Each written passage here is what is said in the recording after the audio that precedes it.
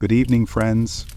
In tonight's story, we will drift into the silent, shadowed world of medieval prisons, a place where time stood still and lives were left behind. We'll hear the creak of iron doors, the scrape of chains across stone, and the whisper of forgotten prayers in the dark. Before we begin, support my work by liking the video and subscribing if you enjoy it. Also, let me know in the comments where you're from and what time you usually go to sleep. It always makes me smile to see people from all over the world tuning in. Now, dim the lights, get cozy, and relax. You're just about to drift off with a story. Far below the great stone towers of medieval castles, past the wooden halls and granite kitchens, there lay another world. A world without color, without warmth. It was the dungeon. These underground spaces were not merely places of darkness. They were designed to strip a person of the outside world. Stone walls, thick and cold, held back all sound. Windows were rare, and when they did exist, they were little more than slits. Light, when it entered, came weak and gray. The air was damp, a cold that settled into the bones. The ceilings were low, often curved into barrel vaults, and the walls might drip with moisture after a rain. The floor was packed earth or rough flagstone. Some cells had no floor at all, just bare rock. Many dungeons were part of castle basements, reached by steep, narrow staircases. Others were freestanding towers, where prisoners were lowered into pits with no door, only a grate above, like a well. These oubliettes, or forgotten places, were designed not for holding someone, but for erasing them. Inside there was little comfort. A pile of straw served as bedding. There might be a wooden plank or stool, sometimes chained to the floor. In wealthier or more organized prisons, wooden slats or barred cells offered some structure, but in most cases, prisoners slept on cold ground, close to filth and vermin. There were no toilets, a corner, a bucket, or nothing at all. Iron rings were fixed into the walls. Chains hung from ceilings or lay rusted in corners. Some prisoners were kept in manacles or shackles, attached to the walls or their own limbs. Movement was limited. Standing, sitting, sleeping, all had to be done within a space no wider than a blanket. There was little separation. Men, women, debtors, and criminals might be kept in the same damp room, though in many places women were placed in separate towers or side chambers, often with less light and fewer resources. The jailers came with food once or twice a day, often just a piece of coarse bread or a ladle of pottage poured into a bowl. Water was fetched in buckets. Rats and fleas were common companions. There was no silence. The air echoed with coughs, groans, and prayers whispered into stone. And yet some cells had graffiti, scratched lines in Latin or Old French, names, prayers, or curses, a small rebellion etched into the walls. The dungeon was not built for comfort nor even containment. It was built for fear, a place that made the threat of imprisonment as dreadful as the punishment itself. Morning came slowly in a dungeon. There was no sun to mark its arrival, only the changing chill of the air or the distant sound of footsteps above.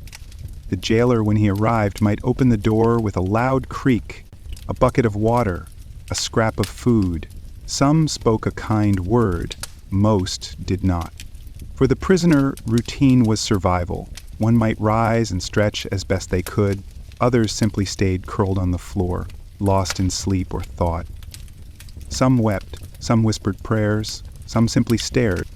The body grew weak, muscles shrank from disuse, joints stiffened, many fell ill from cold, infection, or wounds left untreated.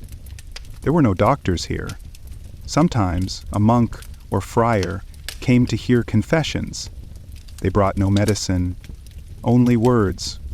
In some prisons, families could bring food, blankets, or coins, but this depended on the jailer's permission, and often a bribe. Wealth made prison less harsh. For the poor, survival was harder. And work was rare, but in some cases, prisoners were tasked with cleaning, grinding grain, or repairing chains. Others were left idle for days, months, or years. Occasionally, news came, a letter, a visit, a whisper through a wall. Most days, there was only silence. Punishments came without warning: a prisoner who shouted too loudly, one who resisted orders, one who tried to escape. They might be beaten, starved, or hung by the wrists. Some were moved to colder, darker cells. Hope came rarely. A noble might win release through ransom or family influence. A peasant might wait for trial, but trials could take months or never come at all. And still, they endured. One scratch on the wall per day, one silent prayer at dusk, one breath in the darkness, and then another. Because in that world of stone and shadow, time didn't move forward. It moved around them, like water around rock. And the prisoner, though forgotten, still breathed, still waited, still remembered what light felt like. In the quiet depths of medieval prisons, pain was not always loud. It was quiet, steady, and slow, like rust creeping across iron. To be a prisoner was not only to be confined, but to be bound. The use of shackles was common across Europe. Iron cuffs were locked around wrists or ankles, often connected to heavy chains bolted into the walls. Some chains allowed a few steps movement. Others held the body rigid, forcing a prisoner to sit or kneel for hours. There were cuffs for every part of the body: neck collars, ankle clamps, and devices that locked a person's arms behind their back. In some cities, prisoners were locked in wooden stocks, even inside their cells, with wrists and feet secured, sometimes for days at a time. The shackles themselves were made by blacksmiths, thick, crude, and heavy. The iron was cold in winter and blistering in summer. And though they were meant to restrain, they also wounded. Sores formed beneath the cuffs, skin broke, infections spread. Some prisoners lost feeling in their hands or feet. Jailers would tighten the cuffs for punishment or loosen them for a price. Prison was a place where even movement was a privilege. The day was divided not by clocks but by aches. One's back stiffened against the wall, knees grew numb from the hard ground, shoulders throbbed from chains. When prisoners did move, it was slow, careful not to rattle too loudly, lest a guard grow annoyed. There were no cushions, no chairs. If one was lucky, a blanket or folded cloak might serve as a mat. More often it was straw, dusty, crawling with insects, quickly flattened under weight. The body suffered slowly. Muscles wasted, teeth rotted, cuts festered, and through it all, the prison walls offered no pity. Some prisoners were marked physically, branded on the cheek or hand with a hot iron: a thief, a heretic, a traitor. These marks, once burned, were a punishment that followed them even if they left the cell. Others were shaved bald, or made to wear specific colors: yellow for Jews, green for Muslims in Christian Spain, red for heretics in some inquisitorial regions. Yet not all pain was inflicted with iron. There was the pain of silence, the kind that echoed in one's head, the loneliness of hearing no voice but your own, the ache of unknowing, not when your trial would come, not whether you'd be hanged or freed, just endless waiting. And there was humiliation. Sometimes prisoners were paraded through town in chains, dirty, mocked by crowds. Children threw stones, adults spat curses. Shame was a sentence in itself. Those imprisoned for debt, and there were many, often wore their best clothes when arrested. They were merchants, craftsmen, apprentices, but behind bars even a fine coat turned ragged. Some kept up appearances for as long as they could, polished their boots with straw, combed their hair with fingers. But in time dust settled, clothes wore thin, pride faded. There were small mercies too. Some jailers were kind. They offered extra water or turned a blind eye when families brought food. Some monks came weekly, offering bread and blessings. In rare towns, prisoners were allowed to speak to each other through holes in the wall, or during shared tasks like carrying water or emptying waste. But even these moments were brief, because in prison everything was measured, in hours of stillness, in inches of movement, in the quiet weight of chains. The medieval prison did not kill quickly. It wore the body down by inches, in hunger, in filth, in time. Food, when it came, was never more than what was necessary to survive. A chunk of coarse black bread, a spoonful of watery pottage, barely warm, a cup of water, sometimes clean, sometimes not. There were no fixed menus, no fixed times. The jailer brought what he chose when he chose, and if he did not bring it, the prisoner waited. Some jails allowed families to send food. A wife might bake bread and pass it to the guard with a coin. A mother might bring broth in a pot, hoping it stayed warm. But many prisoners had no one, no visitors, no gifts, no money. They learned to eat slowly, to save crumbs, to chew every bite as though it might be the last. In some places, prisoners were made to pay for food and water, and if they could not pay, they starved. Illness came quietly. It started as a cough in the corner, a fever, a limp. The damp air encouraged rot in wood, in cloth, in flesh. Cuts didn't heal. Skin turned pale. Eyes sank. There were no bandages, no medicine. The straw bedding was never changed. Rats ran freely. Lice lived in the seams of clothing. Waste buckets were emptied once a day, if at all. The smell was heavy, sour, sweet, and sharp, pressing into the lungs like smoke. Those with weak bodies faded quickly.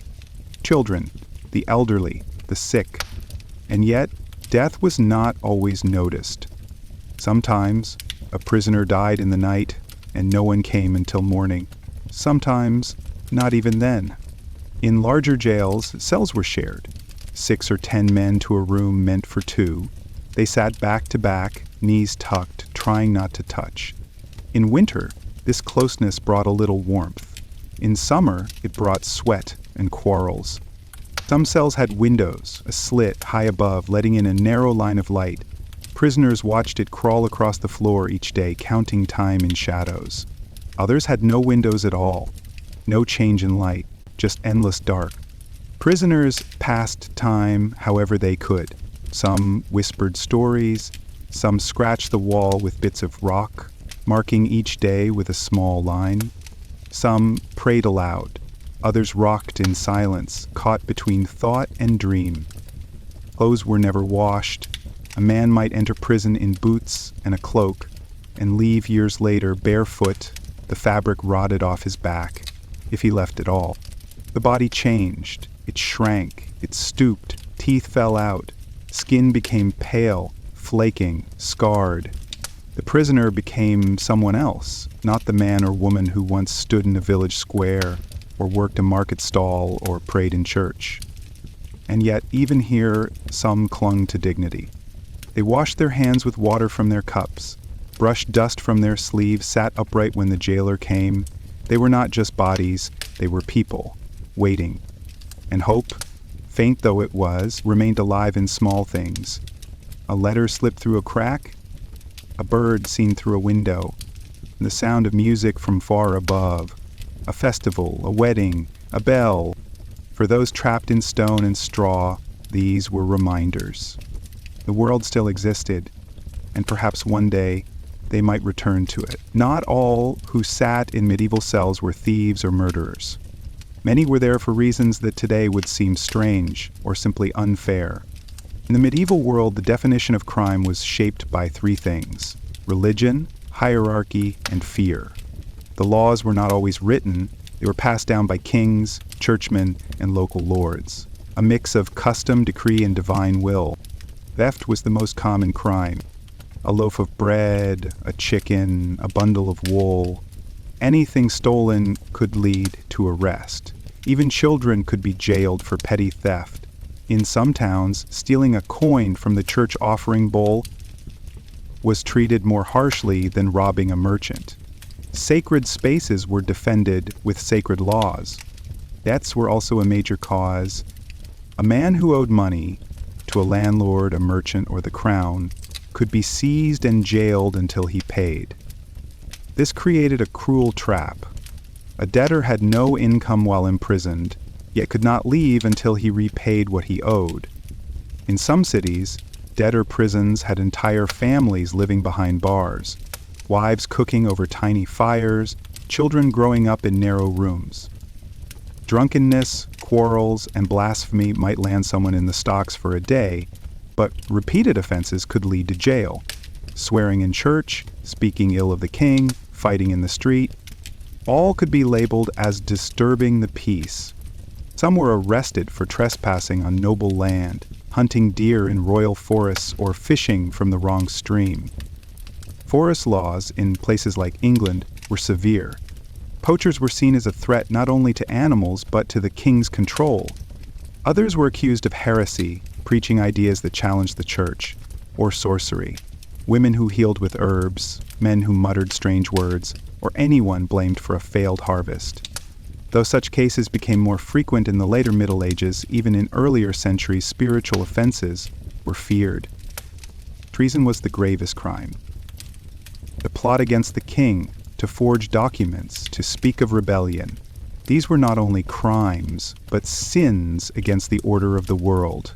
Punishment was swift, and prison was often only a brief stop before execution. But justice was not equal. The rich could often pay fines, bribe officials, or flee the country. Nobles might be placed under house arrest or held in comfort in a castle chamber, a silk curtain, a feather bed, food from home. The poor had no such shield. A peasant might be arrested simply for being in the wrong place, or for not bowing quickly enough to a lord. Accusations alone could mean imprisonment, especially if made by someone of higher status. There were laws, yes, but they were flexible, and memory was short. What mattered most was who you were, and who wanted you gone. Sometimes a merchant accused a rival, a landowner framed a stubborn tenant. A noblewoman was imprisoned to silence her tongue. In many cases, the line between criminal and victim blurred. And once that line was crossed, it rarely mattered why, only that the door had closed behind you. For many medieval prisoners, the moment of arrest was swift and final. There were no official warnings, no legal papers as we know them today. Often, all it took was a shouted accusation, the nod of a local bailiff, or the pointing finger of a lord's steward. In cities, a town crier or constable might grab the accused on the spot. In villages, the manor court could summon a man simply based on rumor. Sometimes the accuser was right, sometimes he simply had more power. There were no lawyers, not for common folk. Those who stood trial often had to speak for themselves, even if they were uneducated or couldn't understand the charges, and trials didn't always happen quickly. It wasn't unusual for a prisoner to wait weeks or months before seeing a judge. Some waited years, especially in overcrowded cities. And in that time, the jail itself became the punishment. In some regions, trials were held in church courts, especially for clerics or religious offenses. These were more lenient, but not always fair. For secular crimes, manorial courts or royal justices traveled on circuits, visiting each town only once or twice a year. If you missed your chance, you waited again. And so the accused became the forgotten. Records were poor. A name might be misspelled, a case misfiled, a man misplaced. Prisoners without family or status could vanish into the stone for months, or never come out. If a trial was granted, guilt wasn't always proven by evidence. Instead, courts used older methods. Trial by oath, where neighbors swore the accused's good name. Trial by ordeal, where God was asked to judge through pain. A hand plunged into boiling water, a glowing iron carried a few paces. A drowning test, in which innocence was proved by sinking. Trial by combat, in which two parties fought, often to the death, believing that God would grant victory to the just. By the 13th and 14th centuries, some regions began moving toward jury systems where local men were sworn to judge fairly, but even these jurors were influenced by status, rumor, and fear. A noble's word outweighed a peasant's truth. Punishments, too, varied wildly. A petty thief might lose a finger. A second offense could mean branding or years in prison. A heretic might be locked in chains. A traitor might be tortured, hanged, or drawn and quartered. But even before any punishment was handed down, prison itself had already left its mark. In some cities, prisoners were publicly displayed before trial, tied to posts, paraded through streets, locked in outdoor cages. These shows were meant to shame. Children laughed, crowds spat. Even if a person was found innocent, the damage was done. And yet, there were small mercies: a sympathetic guard, a monk who prayed with you, a neighbor who passed news through a barred window, and sometimes a pardon. Kings and bishops occasionally declared amnesties, releasing prisoners during holy feasts, coronations, or great victories. A man who had waited 10 years might suddenly walk free. Others received mercy through money. A coin slipped into the right hand could speed a trial, soften a sentence, or buy one's way out. But most prisoners did not leave with fanfare. They walked out, thin, silent, blinking at the sun. And sometimes, when they reached the gates, no one was waiting. When someone was arrested in the medieval world, the prison cell was only the beginning. For many, the true ordeal began with the trial, or what passed for one. In early medieval Europe, trials were a mixture of old beliefs and new powers. Kings, bishops, and local lords all claimed the right to judge. But unlike today, a trial did not always mean an argument in court. It could mean fire, iron, or silence, and sometimes even death was considered proof. There were places where men were asked to prove innocence through an ordeal. This meant placing one's body in danger, in hopes that divine intervention would prove the truth. In the ordeal of boiling water, the accused would plunge their hand into a cauldron to retrieve a stone from the bottom. If the wound healed cleanly after 3 days, they were declared innocent. In the ordeal of hot iron, they carried a red-hot bar several paces. Again, healing, not law, decided guilt. Some accused were lowered into water. If they floated, they were said to be rejected by the pure element, and therefore guilty. If they sank, they were innocent, though drowning was a risk either way. These ordeals were held in churchyards or castle halls, with priests present. God was asked to judge where men could not. By the 13th century, the church began to abandon such methods, but they never disappeared entirely. In other cases, a confession was demanded, and if it did not come willingly, it was taken.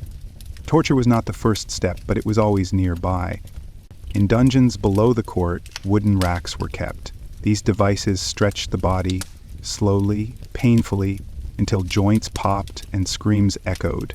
There were pulleys used to suspend prisoners by the wrists, iron boots into which hot coals might be poured, thumb screws, the strappato, where a person was hoisted into the air by ropes, then dropped suddenly, jarring the shoulders. But not all torture was loud.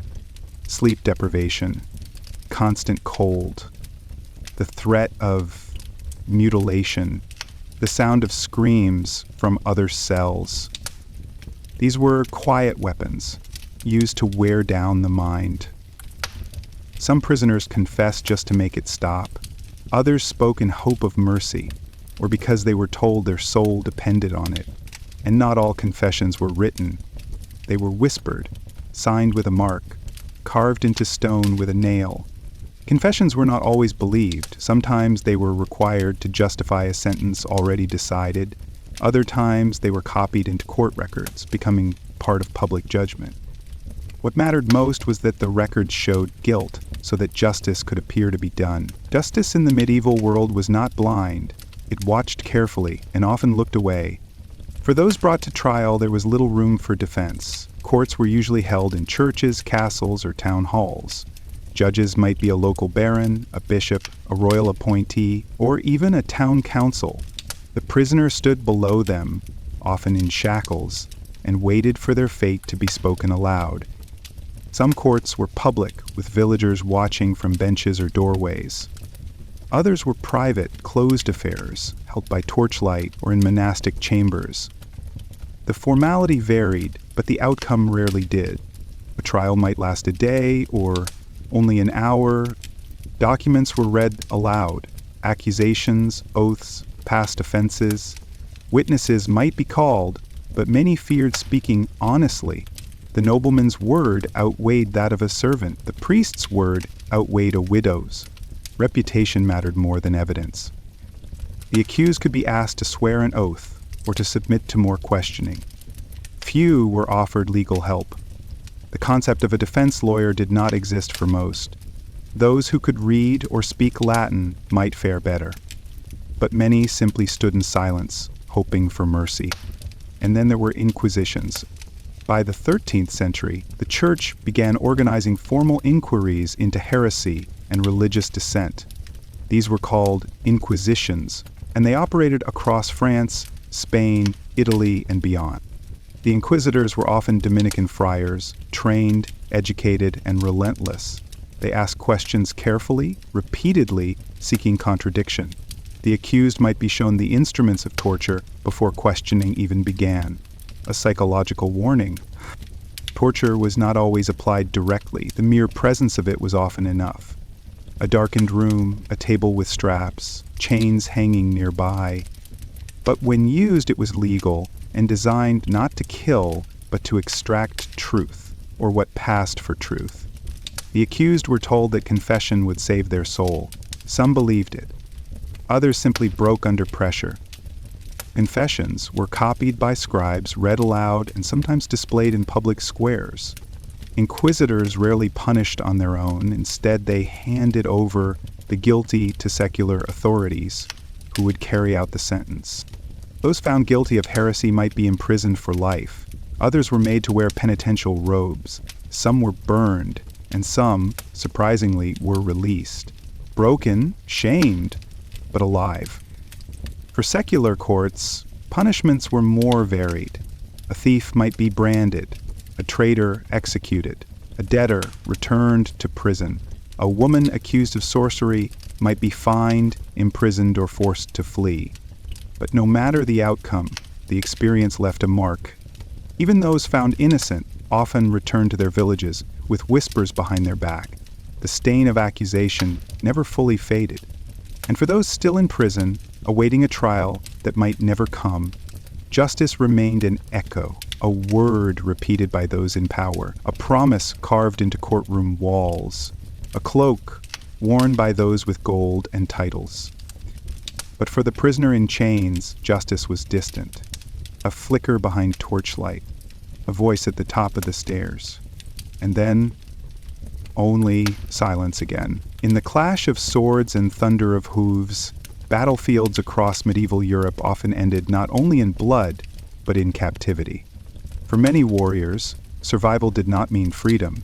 It meant chains. To be captured in battle was a different fate from that of a common criminal. War prisoners were held for ransom, leverage, or punishment, depending on who they were and who had caught them. Noble knights, commanders, or men of title were valuable prizes. On the battlefield, capturing a high-born foe was more profitable than killing him. The victor might demand a ransom, gold, land, or political favors. This was common across England, France, the Holy Roman Empire, and the Crusader states. Captured nobles were often treated with a certain rough courtesy. They were disarmed, stripped of their armor, and escorted under guard.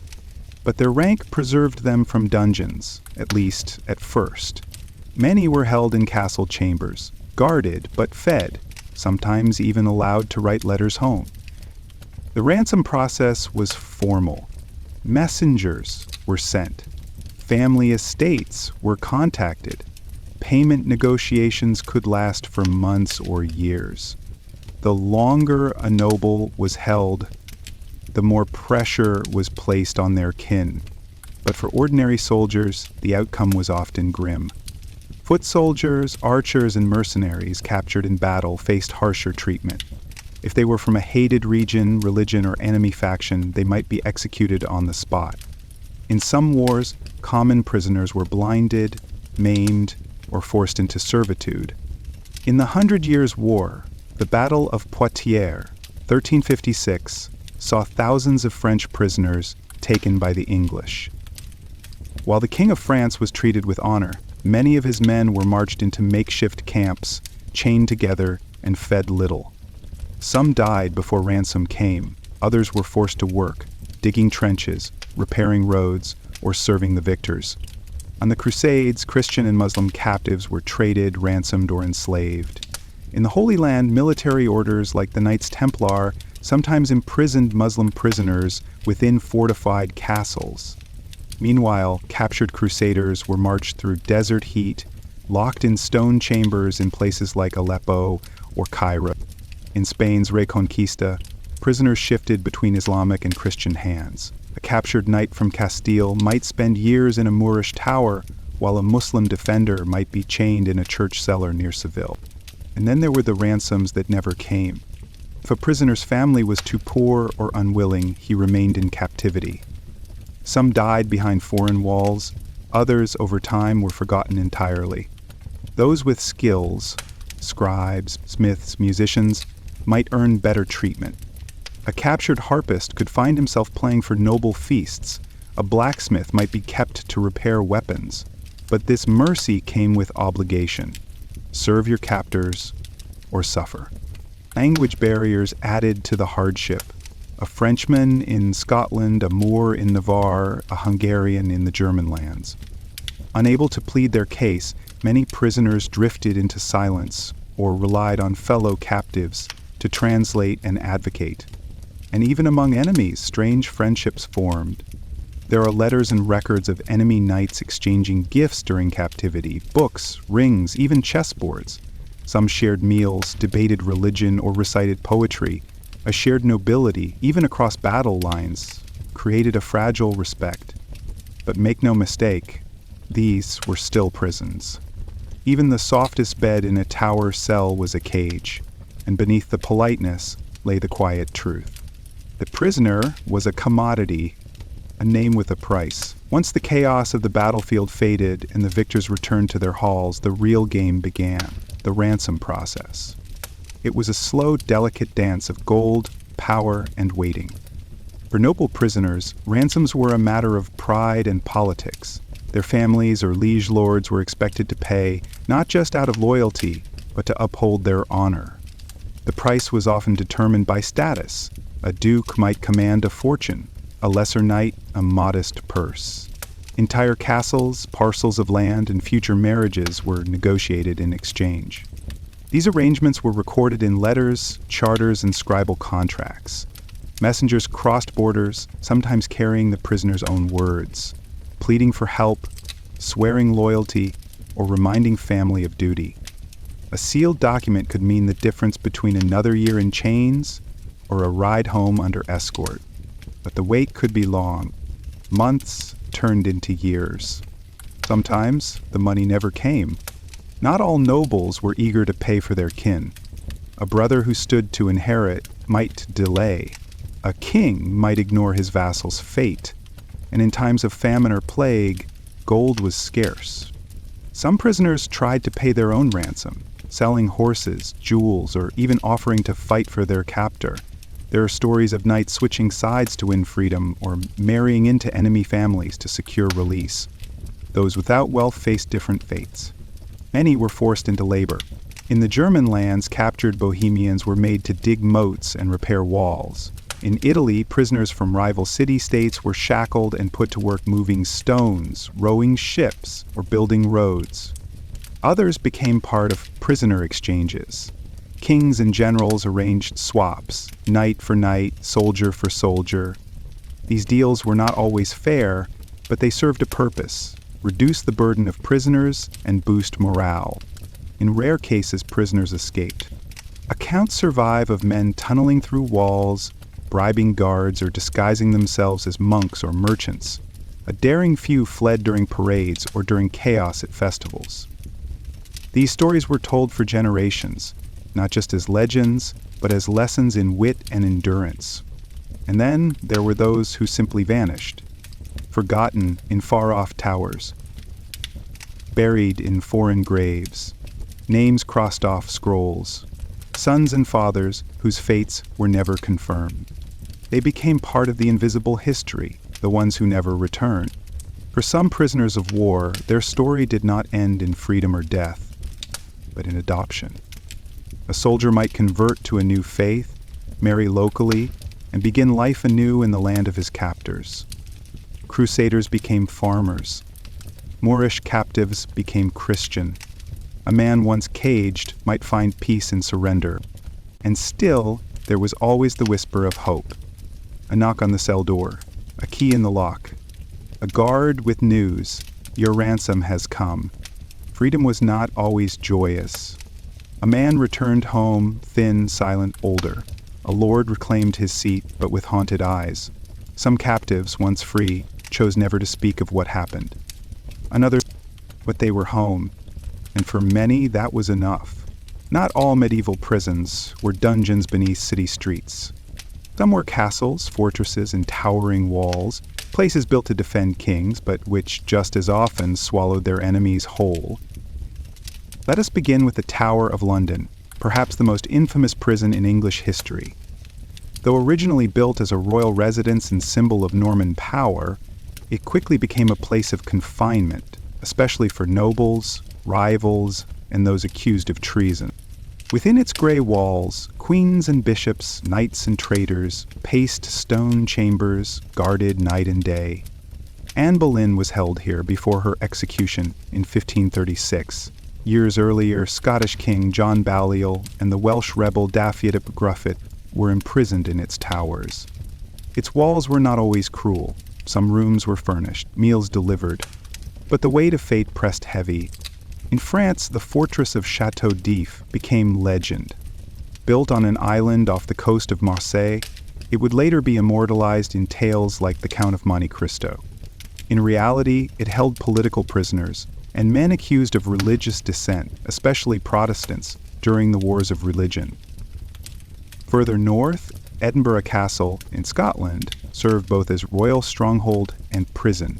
Its rock-cut vaults housed Jacobite rebels, thieves, and captured soldiers, damp, echoing, and carved into the cliff itself. Prisoners were marched in through narrow gates, never sure when they'd leave. And across the Alps, in the heart of Italy, there stood the forbidding Castel Sant'Angelo in Rome. Once the mausoleum of an emperor, it became a papal fortress and prison. Its cells held heretics, political rivals, and unlucky cardinals. Some languished for years, others were simply forgotten. In the Iberian Peninsula, the Alcazar of Segovia doubled as royal palace and prison. Its pointed towers and high walls were beautiful from afar, but inside, stone rooms, barred windows, and guards patrolling narrow stairways reminded prisoners they were not guests. But it wasn't only palaces that became prisons. In Germany and the Holy Roman Empire, many noble estates had their own private dungeons. A tower, a pit, or a barred cellar used to detain rivals, unruly vassals, or even rebellious family members. The oubliette, a French term meaning forgotten place, was a small vertical shaft. Prisoners were dropped inside with no stairs, no ladder, and often no hope of return. Castles had the advantage of height, isolation, and fear. Their thick stone made escape almost impossible. Their isolation meant fewer eyes watching, and their sheer reputation, whispered in village inns and written in dark letters, ensured that most who entered were not missed. Sometimes, prisoners could see far from their windows, valleys, rivers, distant cities. But they could not touch them. And that sight, so close and unreachable, was a punishment of its own. Within the cold walls of castles and keeps, stories unfolded quietly. Tales of kings in disgrace, warriors in chains, and forgotten souls whose only legacy was the silence they endured. One such figure was James Pye of Scotland, captured in 1406 by English forces as a boy and held for 18 years. Though treated with relative care, educated, fed, and guarded in the Tower of London, he remained a political hostage, a prince without a throne. When he was finally released, he returned not as a boy but as a king, shaped by captivity, one who ruled with a sharp sense of justice and an iron will. Not all captives were born to royalty. Bertrand de Guesclin, a famed French commander during the 100 Years' War, was captured twice by the English. His ransom was so highly valued that even his enemies admired him. And when he returned, he led the French army again, his prison years only sharpening his legend. Some prisoners, however, were less fortunate. In the dungeons of papal Rome, many were never named, their identities buried with them. Rebels, monks accused of heresy, or foreign spies, they died behind locked doors, their stories known only to scribes who inked their confessions. In the Iberian kingdoms, Muslim captives taken during the Reconquista were kept in fortress towers, sometimes traded for Christian prisoners held across the battle lines. Some wrote poems on the walls in Arabic script, verses of longing, faith, and sorrow. One such poem, scratched into the plaster of a cell in Seville, reads, "Do not blame me for my weeping. The walls have seen what I have lost." Some prisoners became symbols. Boethius, a Roman senator and philosopher, was imprisoned in the 6th century under the Ostrogothic king Theodoric. While in captivity, he wrote The Consolation of Philosophy, a book that would influence medieval thought for centuries. Alone, facing death, he pondered justice, fate, and the search for truth. Others left behind only mystery. The story of the man in the iron mask. A mysterious prisoner held in French jails during the 17th century has roots in the medieval practice of disguising or hiding a captive's identity. Though that tale belongs to a later age, its echoes come from a long tradition of secret prisoners whose names were hidden even from their jailers. Women, too, were confined in castles and towers, some for politics, others for honor. Eleanor of Aquitaine, once Queen of France and England, spent years imprisoned by her own husband, Henry II, for supporting a rebellion by their sons. Though kept in relative comfort, she was cut off from the world, her voice silenced, her movements watched. In other cases, noble women accused of scandal or conspiracy were locked away quietly, not tortured, not tried, but removed from the stage. Their letters stopped, their portraits faded. And there were many more. Soldiers, monks, poets, lovers, heretics. Some were guilty, many were not. But once behind walls, they all became prisoners of history. And while their names may not fill books, their echoes remain, in carved initials and broken chains buried beneath towers. In the silence that hangs in empty halls where no footsteps return, in the still dim corners of a medieval prison, food was not a right, it was a negotiation. And it rarely arrived hot. For the poorest inmates, thieves, debtors, peasants, meals were small, bland, and barely enough to survive. A typical day might bring a crust of bread, a bowl of weak pottage, and a jug of cloudy water. Sometimes nothing came at all. Guards were not always paid to feed the inmates. Instead, prisoners often depended on their families to bring them food through barred windows or during brief visits at the gates.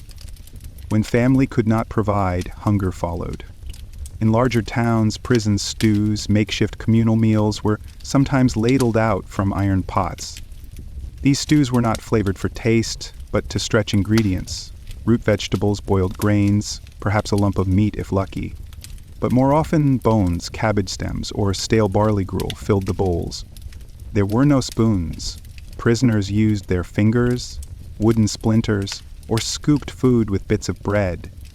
Meals were taken sitting on the floor, knees drawn close. There were no tables, no ceremony, just silence, chewing, and the sound of chains shifting. In wealthier cities, some prisoners paid for better fare.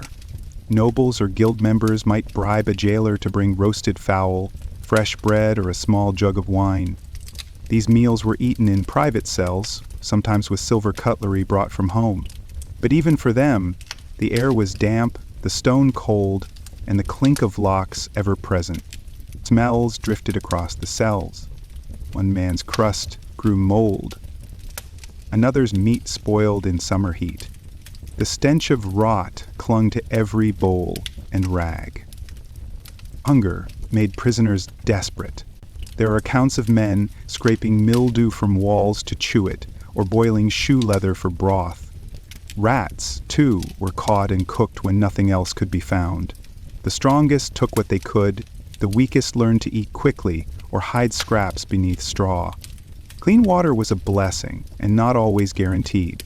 Wells inside castles often turned foul. Buckets of river water might be shared among dozens. In some prisons, there was a single pitcher passed from hand to hand.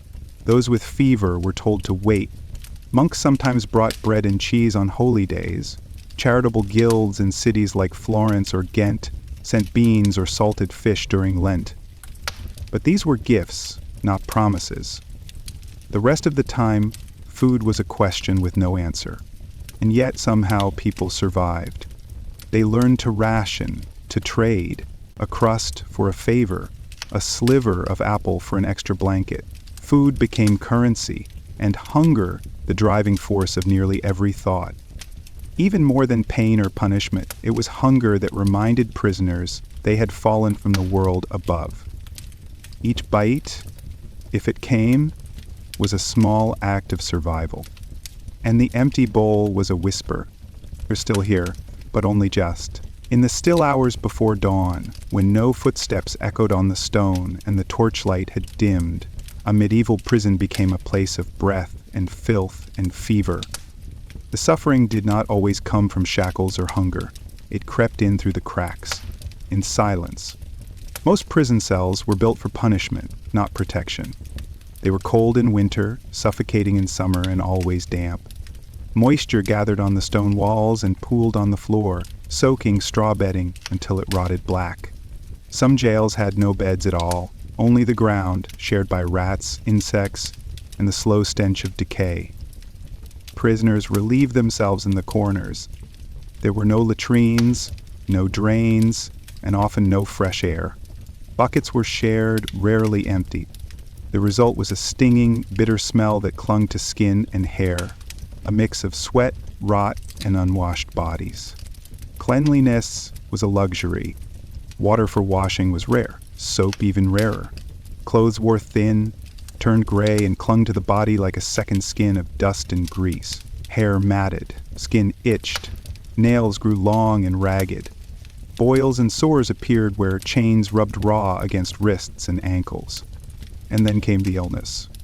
In close quarters, disease spread easily. Coughs, fevers, stomach cramps, lice and fleas moved from cell to cell. Small wounds became infected. A scratch could turn deadly. The term jail fever, now believed to be typhus, haunted medieval records. It swept through prisons when overcrowding became unbearable, killing dozens in silence. In London's Newgate prison and Paris's Châtelet, outbreaks became so severe that even guards refused to enter the lower levels. Entire corridors were sealed off, leaving the sick to die alone. The infected cried out. Some went mad with heat and thirst. Others whispered prayers until their voices failed. Medicine, when it came, was crude. A priest might offer last rites, a jailer might toss in a pouch of herbs or let a leech-bearer enter. But for most, suffering was endured without aid. Prisoners treated themselves as best they could, chewing roots, tying rags around limbs, sharing old folk remedies whispered in the dark. The dead were removed when the smell became too strong. In many places, corpses were hauled out at night, covered in blankets and buried in shallow pits behind castle walls. No headstones, no records, just a name spoken once, then gone. And yet, within all this filth and fear, there were signs of life. Some prisoners helped one another, sharing food, lifting a fallen companion, murmuring prayers for a man shaking with fever. A rat caught in a trap became a shared meal. A ragged robe became a blanket for a dying stranger. In the worst places, kindness was rebellion, and dignity was not taken, but chosen. Again and again, in small, invisible acts. Man combed his hair with his fingers. A woman whispered a lullaby in the dark. Someone carved a cross into the wall, not for hope, perhaps, but for memory. To be a prisoner in such a place was not just a sentence. It was a battle. One fought not with weapons, but with breath, with patience, and with the will to keep breathing through the rot and silence. Not every prisoner in medieval times accepted their fate in silence. Beneath the stone, behind the bars, some plotted escape, not in bold charges or sword fights, but with quiet eyes, patient hands, and desperate hearts. There were no locksmiths among the jailers, but there were always cracks in the system. A loose hinge, a bribe, a moment when the guard stepped away. Some of the earliest escapes came not from criminals, but from nobles. Wealthy prisoners, though often kept in better chambers, were still watched. Yet they had resources, rings to barter, family members to send messages, and allies on the outside. One famous tale is that of Eustace the monk, a 13th century mercenary and pirate.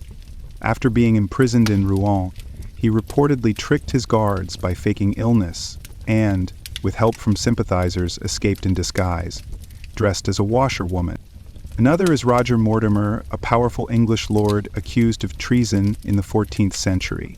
He was imprisoned in the Tower of London, but after months of planning, his allies drugged the guards, scaled the tower with rope ladders, and whisked him away in the night. He later returned to power and became regent of England, proof that a prisoner could rise again. But for common folk, the methods were simpler and more dangerous. They dug with spoons, bones, scraps of iron, anything sharp enough to loosen a stone. Tunnels beneath prison walls were often shallow and narrow, barely enough to crawl through. Many collapsed. Some led nowhere, but a few opened to freedom under moonlight. Others escaped by scaling walls, using knotted sheets, stolen rope, or the very chains that once bound them. In one German town, a prisoner tied together tablecloths, crept up the chimney, and dropped over the city wall into the river. But the most common escape tool was bribery. Jailers were often poor. A few coins, a ring, or even promises of land could open a door. Sometimes it wasn't even gold, just sympathy. A guard who saw too many men die, a monk who believed the prisoner was innocent, a cook who left the gate ajar. In rare cases, prisoners were freed by force, as in 1381 during the Peasants' Revolt in England. Mobs stormed London, opened the gates of Newgate Prison, and released hundreds. Some disappeared into the countryside. Others were recaptured and hanged. Of course, many escape attempts failed. They were caught at the window, at the outer wall, just before the final gate. Punishments were severe: more chains, deeper cells, or worse, mutilation or execution. Still, they tried. To escape was to claim one's life again, even if only for a moment. Most medieval prisoners suffered in silence, but sometimes silence broke. In times of famine, plague, or cruelty, entire jails reached their boiling point, when guards became weak, when food ran thin, and when too many men were locked in too small a space. The prisons themselves rebelled.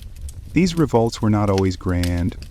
Often they began with whispers, one man refusing to eat, another shouting through the bars, a knock on the wall, a hidden blade passed from hand to hand. In the early 300s, the prison of Les Châtelets in Paris experienced multiple riots. Records tell of prisoners demanding bread, throwing waste at the guards, and even starting fires in the corners of their cells. The city responded with brutal crackdowns, but the memory lingered, proof that even the condemned could make themselves heard. In Florence, debtors imprisoned beneath the city's Palazzo del Bargello staged a hunger strike in the 14th century. They refused food, sang psalms in the night, and scratched appeals into the stone with nails and broken pottery. Some died. Others were granted reduced sentences after public outcry from their families and local guilds. Not all uprisings ended in mercy. During the Hussite Wars in Bohemia, captured rebels were chained in old castles across the countryside. In one fortress, prisoners overpowered their guards, set fire to the storerooms, and tried to storm the gate. The revolt was put down by local knights. Many rebels were executed, their heads displayed at the castle entrance. Yet, these acts of defiance carried a strange power. Even a failed revolt sent a message that prisoners still held their spirit, that they were more than forgotten bodies in the dark. They were people, wounded, starving, but still reaching upward. And in quiet ways, resistance continued. Some prisoners carved poems into the walls, words etched in Latin, French, or Arabic. These verses became records of suffering, but also of endurance. In one castle in northern France, a cell wall still bears the words, "He who loses freedom knows the worth of sky." Others turned to song. Monks imprisoned during schisms sang prayers not as devotion but as protest.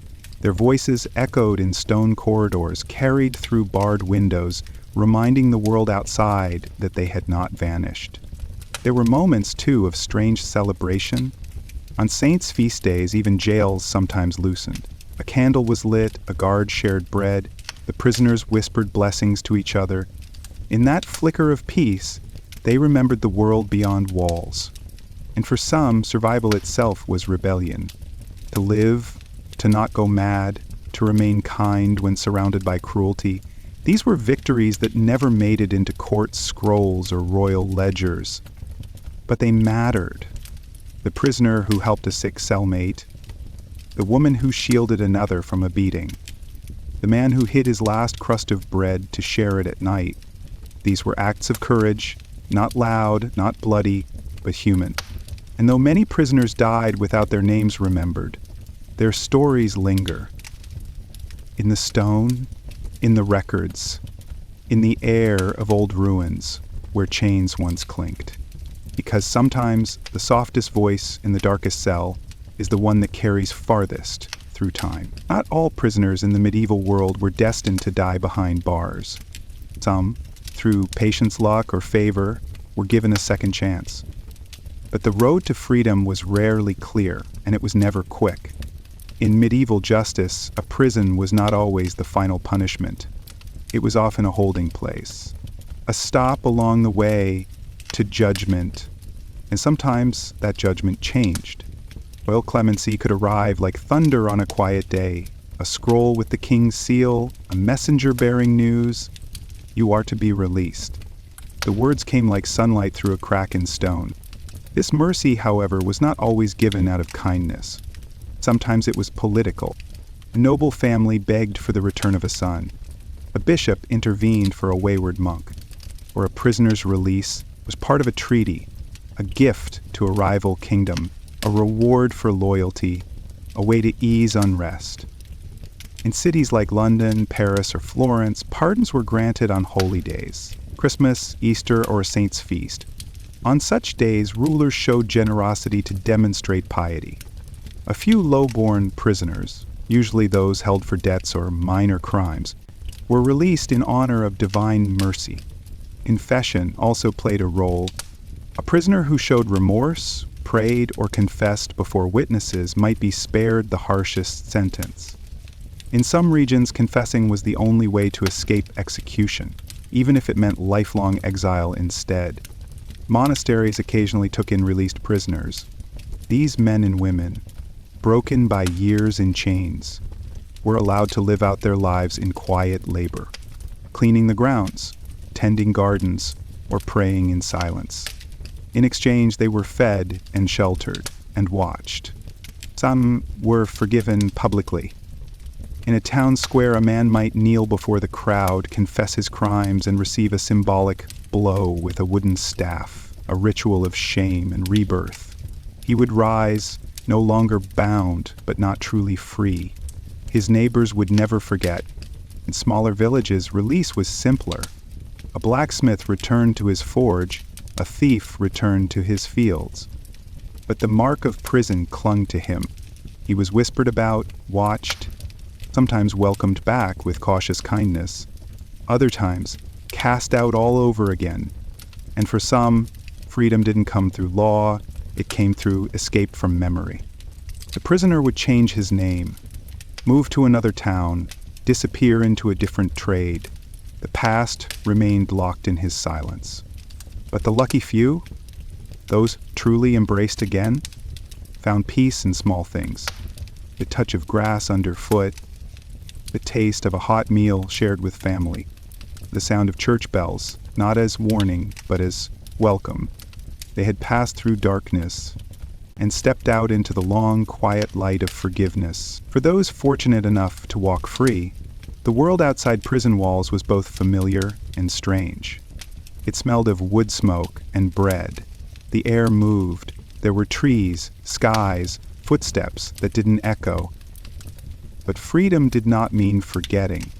To have been a prisoner in the Middle Ages was to carry a mark, not always visible but always felt. Some bore it with shame, others with pride, and a rare few with quiet wisdom. Ex-prisoners lived between two worlds, the one they had left behind and the one that didn't fully take them back. In many towns, people remembered a man who had stolen once might never regain full trust. A woman once locked up for speaking out could be greeted with whispers. Even when the punishment ended, the sentence lingered in glances, in closed doors, in silences, but not all who returned remained in the shadows. Some prisoners became storytellers, especially monks, scholars, or scribes who had been imprisoned for political or religious reasons. They wrote down their experiences, reflecting on justice, suffering, and divine will. In the 12th century, an English cleric named Gerald of Wales wrote bitterly of men wrongly imprisoned by greedy sheriffs, calling for mercy and reform in the courts. Others found comfort in the church. A man released from prison might devote himself to a monastery, sweeping cloisters or ringing bells. Some became lay brothers, choosing silent work over the noise of the world. To them, the quiet of the cloister was not confinement, it was healing. Still others returned to their trades. A freed blacksmith hammered again at the forge. A former poacher turned woodsman. There are records of ex-prisoners becoming watchmen, hired to guard gates or walk the town at night, a strange twist where the once watched became the watchers. Some even became advocates for justice. A few noble prisoners, having endured unjust confinement, petitioned for better prison conditions. In the later Middle Ages, city councils in places like Lubeck, Ghent, and Florence heard requests to improve prison sanitation or shorten sentences for minor crimes. Their voices were not always heeded, but they spoke, and their words echoed. For the most part, though, prisoners simply tried to live. They grew old. They worked quietly. They raised children who might never know what the parent had suffered. And yet, there was always something in their eyes, a way of watching the sky, a patience in long silences, a stillness that only comes from remembering the dark and walking out of it. Because even after freedom, the cell remained not around them, but within them. But perhaps, for some, that was the point. To survive not just the punishment, but the return. And in that return, however quiet or small, was a triumph all its own. By the late Middle Ages, imprisonment had become more than just a sentence. It had become a symbol. The prison was no longer just a room with bars. It was an idea, a warning, a reflection of sin, justice, and power. In sermons, poets, and songs, the image of a man in chains was used to describe everything from spiritual temptation to moral downfall. The cell became a metaphor. To be imprisoned was to be punished, not just by kings, but by one's own conscience or by God. The church often described the soul in bondage, chained by sin, trapped by pride, or lost in darkness. Paintings and manuscripts showed figures kneeling in cells, with light pouring through cracks above, divine mercy reaching those who repented. Confession was likened to the turning of a key, solution, the opening of a gate. For peasants and townsfolk, the image of a prisoner held a different meaning. It was fear of crossing the Lord, of stealing bread, of speaking too boldly, but it was also sometimes justice. When a known criminal was taken and locked away, it reassured the people the system was working, even if that belief was fragile. In literature, captivity became drama. Courtly romances told of knights captured in enemy lands, held in towers by jealous kings, only to be rescued by love or bravery. These stories softened the image of prison, made it part of the hero's journey, a pause before glory. But they rarely told of the real suffering, the hunger, the filth. In truth, captivity shaped how people viewed the world. A prison wasn't just a building. It was the space between a man's past and future. A place where time slowed, where you were forced to think, where days blurred into silence and nights echoed with your own breath. Some captives turned inward. They found peace in prayer, meditation, or memory. Others turned to madness, driven by darkness, isolation, or regret. But there was something strangely equalizing about prison. Whether peasant or prince, once the door shut, all heard the same iron latch. And in that moment, however brief, all were simply human. The symbolism of the cell lingered long after release. It appeared in ballads, parables, and even children's tales. The tower became a place of transformation, the barred window, a symbol of hope beyond reach. The man in chains, a figure of warning or redemption. Because the medieval world, for all its harshness, understood this truth. To lose your freedom was not just to lose your place in the world, was to be rewritten, and what came next, no one could predict. As the medieval era gave way to the early modern world, the walls of prisons began to change, but the memory of what they once were, dark, damp, and silent, lingered in the minds of generations. In the 15th and 16th centuries, the rise of nation-states brought new forms of law and order. Kings and parliaments created clearer legal codes. Cities built new jails with numbered cells, records, and systems for guards. But still, many of the old ideas remained. The dungeon persisted, not always in use, but always in imagination. Writers of the Renaissance looked back at medieval prisons with a mix of horror and fascination. They saw them as places of injustice, but also as sites of transformation, where a man might lose everything and still find his soul. The poet Thomas Wyatt, imprisoned in the Tower of London, wrote verses about the loneliness and cold of his cell, but also about clarity and the meaning of silence. Others, like Sir Thomas More, found in captivity a strange peace, using their last days to write, reflect, and prepare for death. The architecture of prisons also began to evolve. In Italy and France, city prisons moved from castle basements to more central locations, buildings with rows of barred windows and guards at the gate. Yet they remained places of fear. Ordinary people passed them quickly, heads down, avoiding the cries from within. But slowly, another idea emerged, that prisons could be reformative, not just punitive. This was centuries away from reality, but seeds were planted. Some towns began offering labor opportunities to prisoners, weaving, carpentry, cleaning streets, as a way to repay society. Even so, for most, captivity remained brutal. Chains, beatings, and filth persisted. But over time, the notion grew that justice must not only punish, it must be just. And that belief carried the memory of the medieval world, of all those who suffered in silence, who vanished behind stone, whose names never appeared in the records. We remember them not because they were kings or warriors, but because they were human. And in their chains we see the cost of forgetting that truth. Their stories lived on in the shadows of city gates, in prayers muttered by monks, in poems carved into the walls of cells long abandoned. And perhaps that is the greatest echo of all, that behind every cold wall and rusted lock, there once beat a heart, waiting, hoping, enduring. All across the medieval world there were prisons that never made it into the records. No royal seals, no court scrolls, no names carved into monuments, just cold walls, rusted locks, and silence. They existed beneath castles, inside monasteries, behind city halls, or even under churches. Some were no larger than closets. Others were vast, cavernous chambers once used to store grain or arms, later repurposed to store people. These were the forgotten prisons, where the forgotten people were sent. Not every captive was a noble, a soldier, or a known criminal.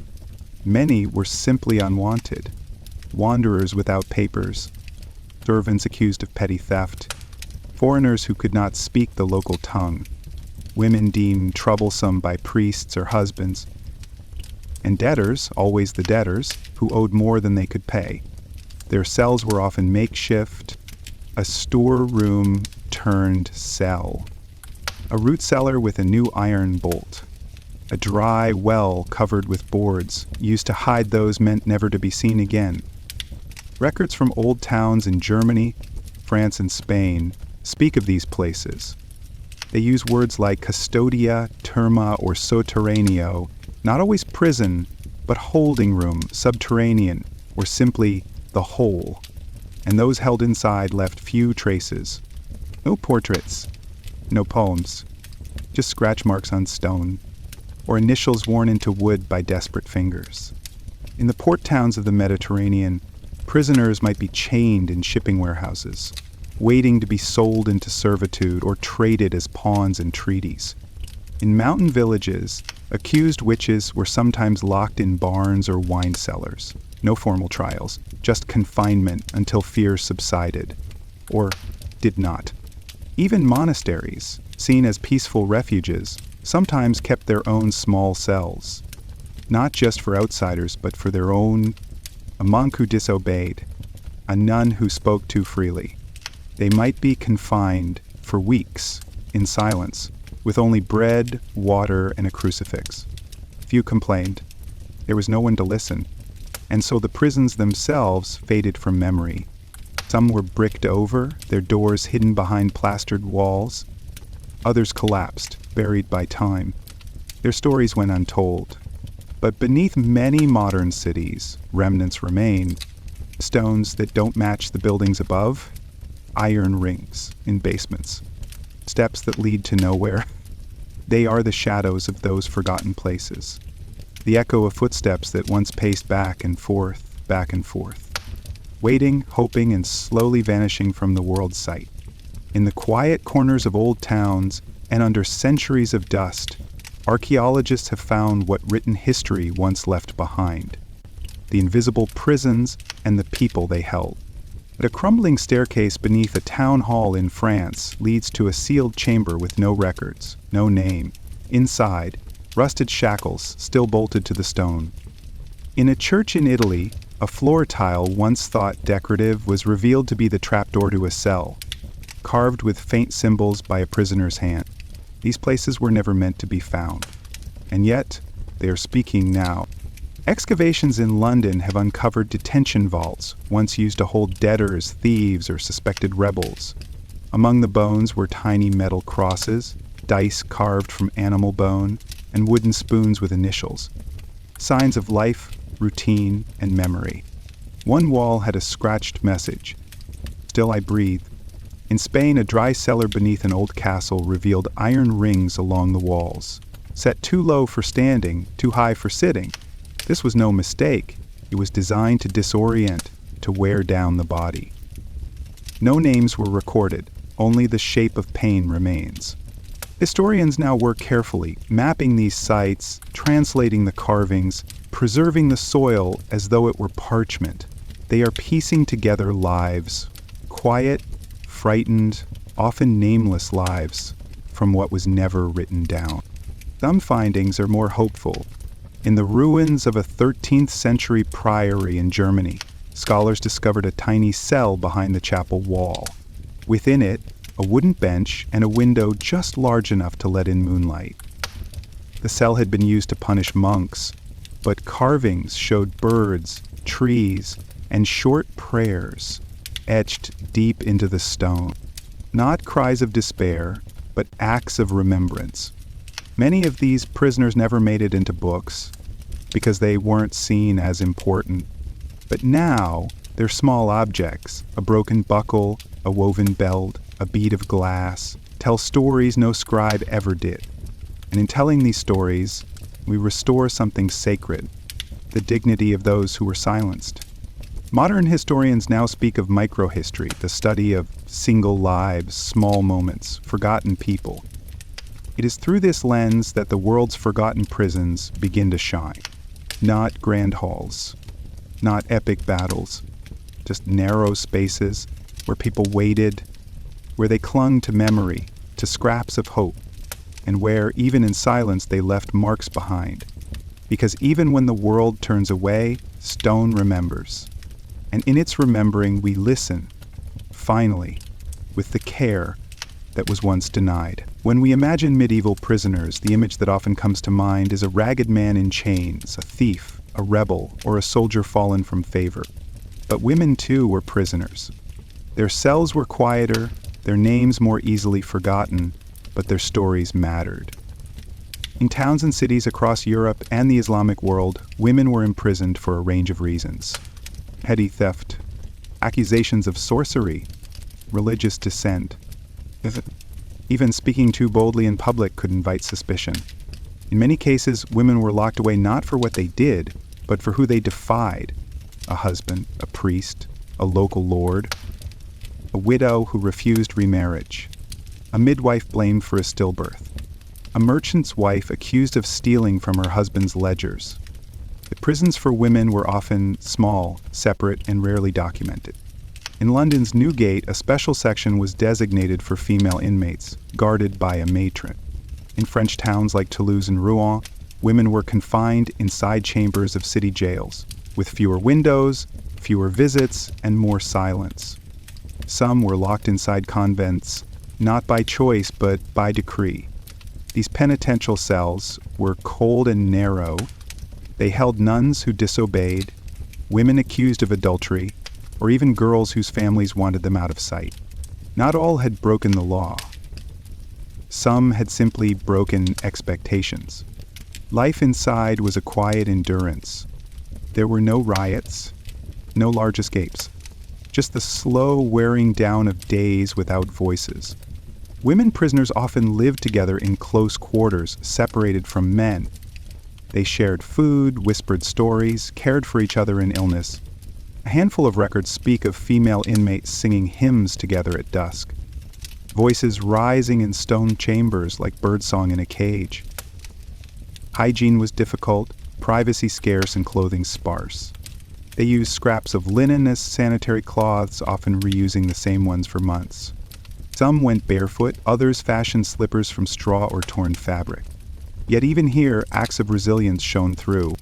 In one convent cell discovered near Avignon, a small wooden cross was found carved into the floorboards. Beside it, the word Esperanza, hope. In a castle prison in Bohemia, archaeologists uncovered a brooch hidden beneath a stone, a delicate item, wrapped in cloth, likely smuggled in by a sister or mother. These were not grand gestures, but they were enough to hold the self together. To be a woman in a medieval prison was to vanish from the world, and still, somehow, remain yourself. Some women never left their prison cells. Others emerged. Not always to freedom, but to a world that didn't quite know what to do with them. For medieval women, release was rarely the end of the sentence. Many returned home to suspicion. They had lived among men, spoken with strangers, survived without a husband or father. That alone was enough to make people whisper. In small towns, former prisoners were marked by rumor. She was in the Gaillot, they'd say. Never why, just that, and it clung. But not all who returned were cast aside. In the city of Ghent, a woman known only as Isabel of the Cloth Market was imprisoned for speaking against corrupt officials. After her release, she returned to her guild and quietly resumed her weaving. Over time, she became known for sheltering other women accused of wrongdoing, giving them work, giving them bread. In parts of Italy and Spain, some released women found refuge in beguinage, semi-religious communities where women lived in pious independence, often outside the formal church. Here, former prisoners could clean, garden, or tend the sick. They were not judged. They were simply allowed to be. Others chose to disappear. They changed their names, moved to another town, started over selling herbs, weaving baskets, or working as healers. And a few left behind written fragments. A 15th century manuscript from Rouen includes the reflections of a woman imprisoned for slander. She described the days as gray with no sky, but also wrote of a single moment, seeing snow fall through a window slit and feeling God's quiet forgiveness. In the Islamic world, women sometimes wrote poetry from confinement. One 13th century Andalusian verse, likely penned in a madrasa cell, speaks of walls that press, but do not close the mind. In these lines, we hear not just grief, but fierce endurance. Some of these women, once forgotten, are now being studied by historians, not for their crimes, but for their humanity, their ability to hold on to dignity, to memory, related to each other. Because the truth is, even behind locked doors, many women built invisible networks. They passed advice, protected the weak, prayed for each other, held hands in the dark. And that too is a kind of resistance. So when we speak of medieval prisons, let us not picture only iron chains or angry kings. Let us also see the quiet woman in the corner cell whispering a lullaby, the one scratching a name into wood, not to be remembered by the world, but to remember herself. Long after the doors of medieval prisons closed, their legacy continued in the laws we follow, the stories we tell, and the stones we still walk beside. Across Europe and the Islamic world, the memory of imprisonment left marks not only in the ground, but in the fabric of justice itself. The idea that the state could confine a person, not just execute or fine them, took root in medieval soil. And from it, modern legal systems began to grow. In England, the concept of habeas corpus slowly emerged, the right to challenge unlawful imprisonment. Though not fully formed until later, it drew from medieval practices, where certain prisoners could appeal to the crown or church for review. In Islamic courts, too, judges recorded cases of wrongful confinement, debating when a ruler's authority had gone too far. Even the design of prisons began to shift. By the late Middle Ages, cities like Florence, Lübeck, and Bruges developed central jails. Not hidden beneath castles, but placed near markets and churches, their presence was public, their message clear. Justice was watching. The architecture spoke of change. Some jails featured windows, high and narrow, to allow air and light. Others had chapels where prisoners might pray or listen to sermons on sin and redemption. The goal, however limited, was no longer just punishment. It was discipline, reflection, and sometimes the chance for reform. But beyond walls and laws, prison lived on in story. Troubadours sang ballads of knights unjustly held. Monks copied tales of saints imprisoned for their faith, like Saint Margaret, chained for refusing a pagan suitor, or Saint Leonard, patron of captives. Legends grew. In the town of Ludlow, it was said a ghostly prisoner still walked the ruins of the old castle jail, murmuring prayers. In Cordoba, a tale told of a woman who escaped through a hole dug with a comb, a story passed from grandmother to granddaughter for centuries. Activity entered the imagination not just as fear, but as transformation. Writers like Dante, who himself had been exiled and imprisoned, turned confinement into allegory. In his Divine Comedy, the soul journeys through suffering to reach light, a mirror of those who sat in dark cells hoping for dawn. Even today, echoes remain. We speak of doing time, serving a sentence, paying one's debt. We use the language of stone and lock, though the world around us has changed. But perhaps the deepest legacy of medieval prisons is this. They remind us how fragile freedom is, and how even in silence the human spirit presses forward, carving its mark, whispering its story, hoping still to be heard. As we leave behind the narrow corridors and the iron bars of the medieval past, one question lingers quietly. Why do we remember prisons at all? The answer lies not just in laws or rules, but in something deeper, something that still touches us. Prisons, for all their cruelty, preserve the echo of forgotten voices. Across the centuries, captivity has been woven into the human story, and not always with shame, sometimes with wisdom, sometimes with courage. In many cultures, former prisoners became teachers, mystics, or reformers. In Persia, Sufi poets describe confinement as a kind of divine test, the stripping away of ego, the reshaping of the soul. In Christian Europe, saints and martyrs emerged from cells, bearing messages of endurance and love. Even in the East, Buddhist monks saw solitude, even when forced, as a mirror in which one could meet oneself. What we inherit today is not only a record of bars and bolts, it is a deeper truth that inside every prison was a life, a beating heart, a memory trying not to fade, a human being asking not for pity, but simply to be known. Modern historians now return to these stories with gentler hands. They read between faded lines. They walk through ruins slowly. They study the graffiti on stones and the rusted rings in cell floors. They ask not just what happened, but to whom and why it mattered. And perhaps in this remembering, we build a different kind of justice, one that does not forget, one that listens, one that learns from silence as much as from speech. Because the prison is not just a building, it is a reflection of how we treat the powerless. It reveals what we fear, what we punish, and what we choose to forgive. In the stories of medieval captives, in their chains, their prayers, their small, stubborn dreams, we find pieces of ourselves. A child tracing shapes on a cell wall. A woman whispering her own name in the dark so she won't forget it. A man watching sunlight through a crack in the stone, counting the minutes by shadow. They are gone now, but their memory remains, not in statues, but in stories. Not in monuments, but in meaning. And as we lie here tonight, drifting to sleep, may we carry with us this quiet truth, that even in the darkest of places, even behind the thickest walls, hope waits, like light just beyond the bars.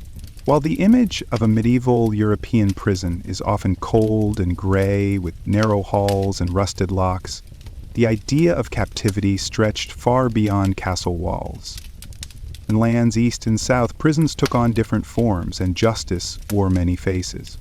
In the Islamic world during the Middle Ages, justice was a careful balance of law, mercy, and social order. The great cities of Baghdad, Cairo, and Damascus each had their own qadis, judges who upheld Islamic law or Sharia. When someone was arrested, they were usually brought quickly before the court. There was no trial by ordeal, no dueling, no long waits for execution. Instead, evidence, testimony, and witness accounts shaped the outcome. And yet prisons did exist. They were known as habs, places of confinement. Some were attached to mosques or administrative buildings, others were more isolated. The aim in many cases was not lifelong punishment, but temporary holding until a matter was resolved. In Islamic writings, there are clear rules. Prisoners must be fed, they must not be tortured, and they must be given a chance to pray, to repent, or to appeal. But these rules, as always, depended on the ruler. A just caliph might ensure proper care. A cruel vizier might ignore them, and in times of unrest, even the innocent could find themselves behind bars. One traveler, the famous 14th century scholar Ibn Battuta, wrote of visiting a prison in Cairo.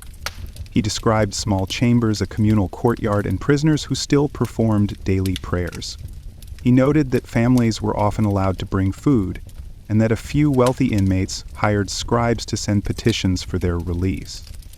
Meanwhile, in the Far East, the imperial courts of China had their own complex justice system. During the Song and Ming dynasties, prisons were run by magistrates, and emphasis was placed on public confession and moral reform. In some cities, prisoners carved their crimes into tablets and recited them aloud in front of officials. Others were kept in custody until restitution was paid, especially in cases of theft or property damage. Some records speak of debt prisons, where people were held not for violence, but for failure to meet contracts. Others were detained as witnesses, not criminals, held simply because they knew too much. And in all these places, east, west, north, and south, the stories were often the same. Waiting, watching, enduring. Because the language of captivity, for all its cultural differences, always shared one thing: the human heart behind the wall. As we look beyond Europe and the Islamic world, we find that captivity shaped many societies, sometimes as punishment, sometimes as politics, and sometimes as survival. In West Africa during the medieval period, imprisonment was not always about crime. In kingdoms such as Mali and Ghana, justice was built on restitution and reconciliation. When a dispute arose over land, theft, or honor, the offender was often required to pay back what was lost or repair the harm. But in some cases, when resolution failed, people were held in custody huts or public compounds, not to rot, but to await judgment by chiefs or councils. Captivity in Africa also took another form: hostage diplomacy. Local rulers would send sons or trusted followers to rival courts, not as prisoners but as symbols of peace. If relations soured, however, those young men might be kept indefinitely, sometimes under watch, sometimes in gilded confinement.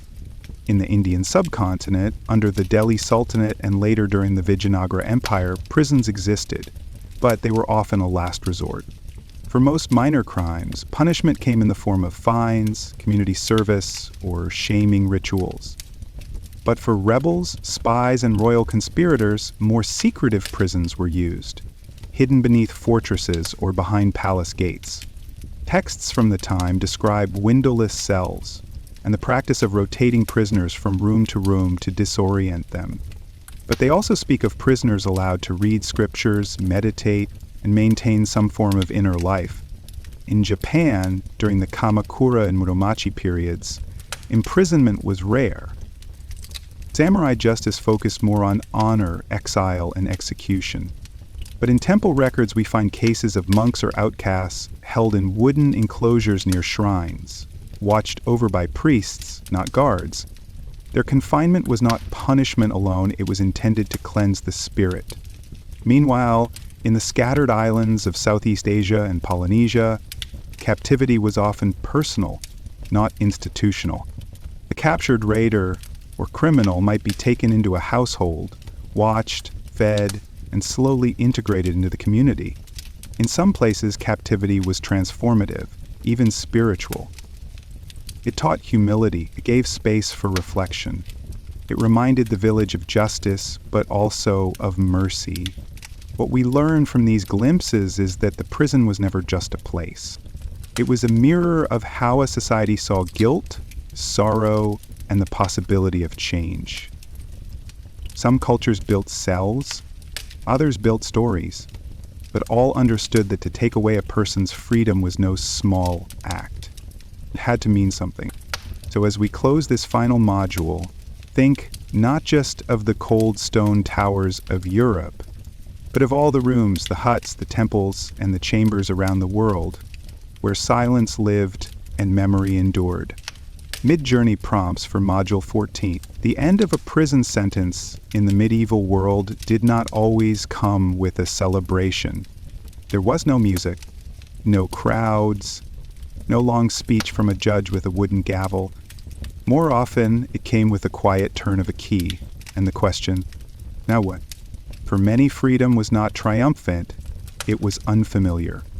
A prisoner released from the Tower of London or a German town Gau might step out into the street, blinking at the daylight. The world had moved on.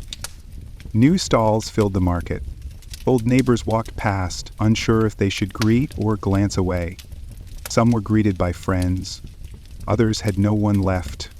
Family had scattered, homes were gone. The world had rearranged itself. In medieval England, some released inmates received a small robe and a few coins, barely enough to survive a week.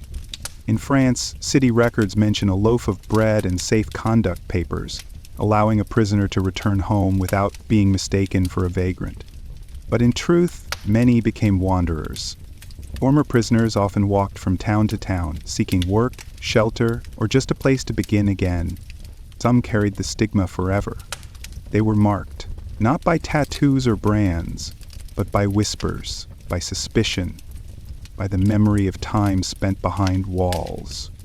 And yet, some found ways forward. A man who served time for theft might become a stable hand. A woman released from a convent cell might join a béguinage or a healer's circle. A wrongfully imprisoned scribe might take up teaching children in a village that had never heard of his past. There are even rare stories of friendship between former captives, people who had once shared a cell, meeting again on the road, now free, now cautious. now deeply aware of the fragile nature of life. One such story survives in a 14th century English ballad. The tale of two prisoners who met in Newgate and years later shared a single cottage near a monastery, tending sheep in the fields. They were never named, only described as the two who once lived in stone.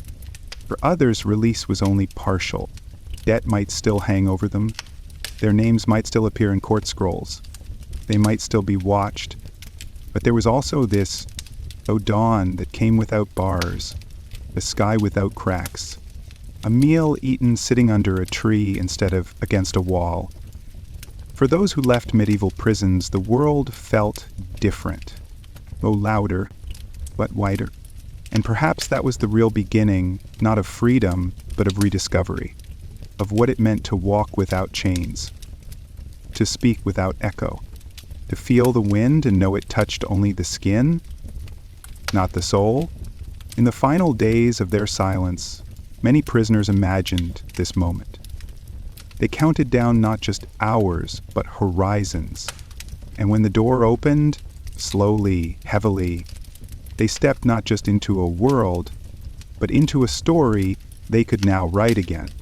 One word at a time, one step at a time, one breath finally their own. Even after the last cell door closed and the prisoners stepped into the light or vanished from memory, the idea of the prisoner never really left. It lingered in prayers, in paintings, and in bedtime stories, passed down for generations. In medieval art, captivity was a symbol, not just a condition. Stained glass windows in Gothic cathedrals sometimes showed saints in chains, not to frighten, but to inspire. These holy captives weren't broken. They were faithful. Their hands were bound, but their eyes looked heavenward. Their cell was not the end of their journey, it was a threshold. St. Peter, shackled in Rome. St. Margaret, held in the tower before facing her dragon. Even Christ himself, portrayed in medieval passion plays, was led in ropes, silent before judgment. In these portrayals, suffering was a gateway through which dignity, courage, and transformation could be found. Monks and nuns in cloisters prayed for prisoners often. Monastic records show repeated entries, mass offered for those unjustly confined, or bread given to the jail. Some abbeys near large cities even maintained guest cells for released captives, a place to sleep, a bowl of soup, a moment to breathe before facing the world again. Outside the churches, in the public square, folk tales began to circulate. They weren't always tragic. Some were mischievous, clever thieves who escaped by tricking their captors. Others were hopeful. Lost children locked in towers, rescued by those who refused to stop searching. There was the tale of the lantern watcher, a ghost who wandered castle ruins, swinging his light so lost souls could find the exit. And the legend of the stone singer, a woman whose voice, it was said, could crack open prison walls if her song was heard at midnight. Even in silence, prisoners became voices, woven into stories meant to comfort, to caution, to remember. In a small 15th century French book of hours, tucked into the margin beside a prayer to Saint Leonard, someone had written, "For those who sit without candle, may this light reach them." A quiet note, maybe a prayer, maybe a memory. And in this way, the prisoner, whether innocent or guilty, noble or nameless, remained part of the living world. Not just behind bars, but within the thoughts, the songs, the wishes whispered in firelight. Because long after the stones crumble and the locks rust, we remember the feeling. To be unseen, to be waiting, to hope. And so as stories are passed from mouth to mouth and pen to page, we pass something else too. The reminder that no one, however hidden, should be forgotten. Not the man in the tower, not the woman in the cellar, not the child behind the wooden door. Their stories live not to haunt, but to humanize. And through that remembering, we set something free. Not them, perhaps, but ourselves. For every prisoner who sat behind iron doors, there stood someone holding the keys, The jailer, the guard, the watcher. But what was their life like? In the medieval world, jailers were not always feared. Sometimes they were pitied, other times resented, and often they walked a line between law and cruelty, mercy and command. In many cities, especially in England, France, and the Holy Roman Empire, the position of jailer was not glamorous.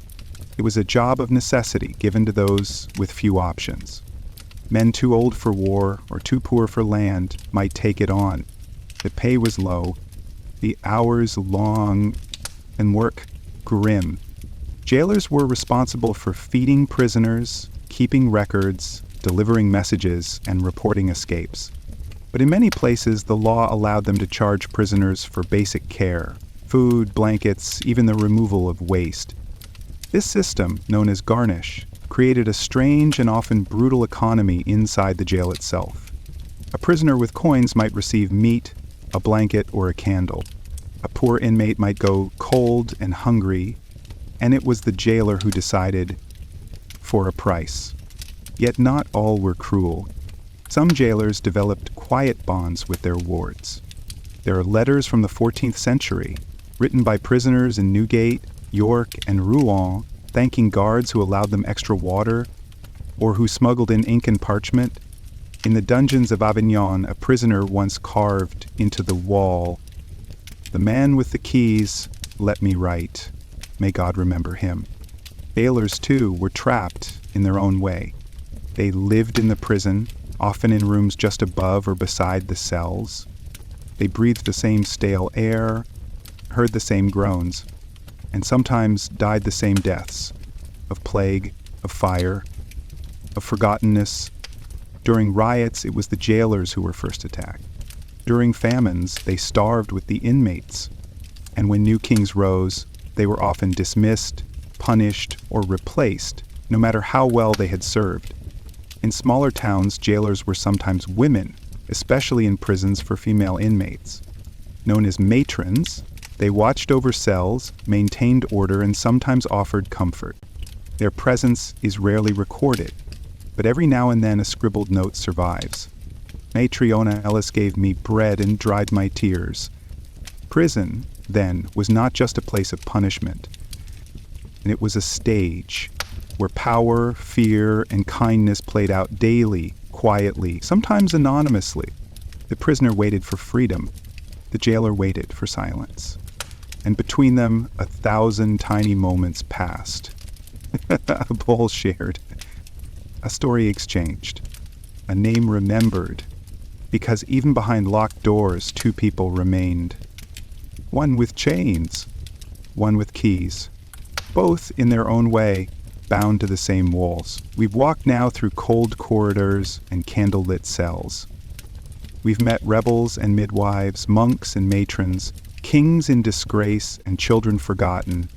Some were guilty, some were not, but all were human, and all were shaped, quietly, deeply, by the long hours behind stone walls.